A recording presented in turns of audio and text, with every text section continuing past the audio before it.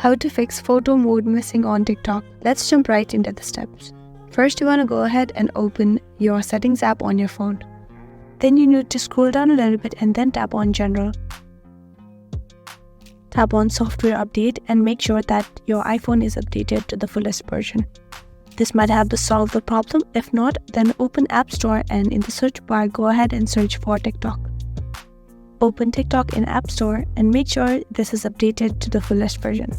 And the blue button right here says update. You want to go ahead and update it. And if not, if it says open, your TikTok is updated.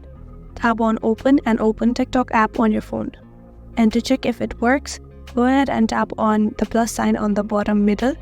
Put the mode to picture and then you can take the photo from here or you can upload it by tapping on upload on the bottom right corner.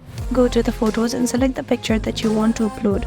After selecting, tap on next on the bottom right corner, and as you're done, you'll be able to put it in a photo mode on TikTok and upload it later. And that is how you can fix it. I really hope this video helped you out. Thank you so much for watching till the very end.